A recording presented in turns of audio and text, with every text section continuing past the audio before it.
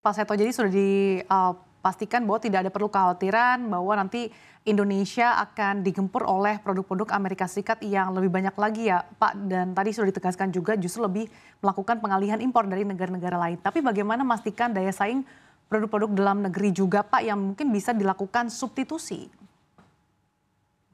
Ya, jadi kalau kita lihat overlappingnya dengan produksi dalam negeri cukup kecil ya, Mbak ya. Jadi kalau kita lihat misalnya yang paling banyak kita impor produk pertanian dari Amerika adalah kedelai, gandum ya, yang memang produksinya di dalam negeri pun juga tidak cukup gitu. Jadi saya kira kekhawatiran terhadap nanti daya saing atas produk-produk dalam negeri yang tadi yang kita impor dari Amerika dengan tarifnya 0%, saya kira ini tidak terlalu besar ya dampaknya ya. Dan perlu kita ketahui Mbak, dari impor kita dari Amerika Serikat sebesar kira-kira mungkin hampir 11,9 atau 12 miliar dolar ya, sekitar 4,7 miliar dolar itu sebenarnya tarifnya sudah 0%. Jadi 4,7 miliar ini kalau kita lihat kan 39% ya.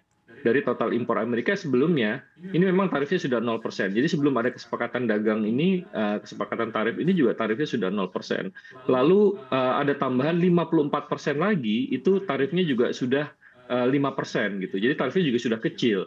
Jadi kalau kita lihat 39 plus 54%, 93% tarif atas impor produk dari Amerika itu memang sudah 5% dan 0%, jadi di bawah 5%.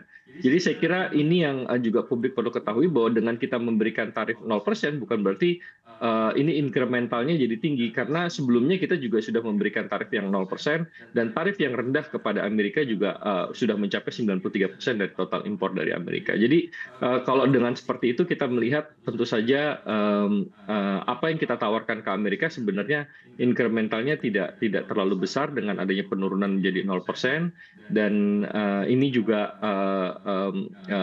tadi sekaligus untuk menepis kekhawatiran terkait dengan substitusi dari produk Amerika yang kita produksi dari dalam negeri gitu. Oke, baik Pak Seto. Tapi kalau implikasinya bagi neraca dagang Indonesia dengan Amerika Serikat seperti apa nanti simulasi dari DEN sendiri? Karena kan memang Trump ini menerapkan tarif resiprokal karena menganggap bahwa memang neraca dagangnya ini selalu defisit dengan sejumlah negara termasuk Indonesia. Apalagi Trump juga mengatakan bahwa Indonesia ini akan membeli barang-barang termasuk Boeing, kemudian energi seperti LNG minyak dari Amerika Serikat dan juga produk pertanian. Ini apakah nanti ke depannya tidak akan membebani fiskal Indonesia lebih lanjut? Karena yang biasanya mungkin kita lebih banyak membeli energi misalkan dari Timur Tengah, ini akan lebih mahal jatuhnya kalau misalkan beli dari Amerika Serikat, Pak Seto. Iya, kita akan lihatnya secara kompetitif ya, Mbak, secara relatif. Tadi yang pertama tadi tidak ada penambahan impor ya atas produk-produk yang tadi kita sudah sepakati, migas ya, agriculture ya. Karena tadi ini adalah hasil dari pengalihan impor yang kita sebelumnya lakukan dari negara-negara lain. Yang kedua, kalau kita lihat justru potensinya adalah untuk produk-produk yang tadi ya, footwear, furniture gitu, garment, justru ada peluang bahwa ekspor kita akan meningkat. Karena tadi secara kompetitif ya, secara relatif dibandingkan negara-negara kompetitor kita, tarif kita saat ini adalah yang paling rendah. Jadi kalau kita lihat dari negara-negara yang mengalami surplus neraca perdagangan dengan Amerika, kita kalau nggak salah kan peringkat 16 atau 17 ya. Dan tarif yang kita peroleh sekarang untuk reciprocal tarif ini adalah tarif yang paling rendah gitu ya. Jadi kalau kita lihat dibandingin dengan negara-negara yang surplus tadi, harusnya kita sangat kompetitif dan ini bisa berpotensi untuk meraih tadi relokasi industri, relokasi investasi dari negara-negara lain. Seperti yang saya sebutkan tadi, kasusnya untuk garment dan footwear ya. Tadi kekhawatiran terhadap fiskal, saya kira ini tidak akan terlalu berdampak signifikan karena tadi kalau kita lihat Boeing, pesawat itu kan memang kita butuhkan ya di dalam negeri.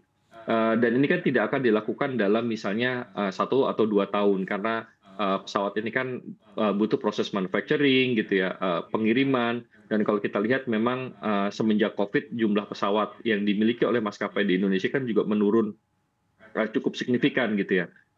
Jadi sehingga dengan adanya pembelian Boeing pesawat baru ini, tentu saja nanti pelayanan ke depan untuk angkutan udara ini akan menjadi lebih baik. Dan saya kira ini nanti skemanya akan dilakukan secara B2B sehingga tidak akan tadi menimbulkan dampak fiskal yang signifikan terkait dengan pesawat Boeing.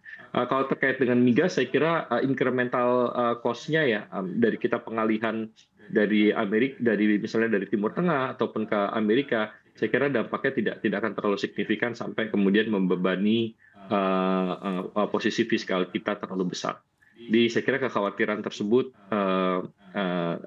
bukan sesuatu yang perlu dikhawatirkan terlalu besar, Mbak. Karena kalau kita lihat dampaknya secara relatif ya cost and benefit-nya, tadi kita memiliki sektor-sektor padat karya yang memang menyerap tenaga kerja besar, dan ini adalah ekspor utama kita ke Amerika. Dengan adanya penurunan tarif ini, saya kira sektor ini akan menjadi sangat kompetitif ya dibandingkan dengan kompetitor kita. Jadi tenaga kerjanya saya kira tidak akan ada layoff ya. Karena dampak tarif ini, justru kemungkinannya akan ada penyerapan tambahan akibat adanya relokasi investasi yang baru. Oke.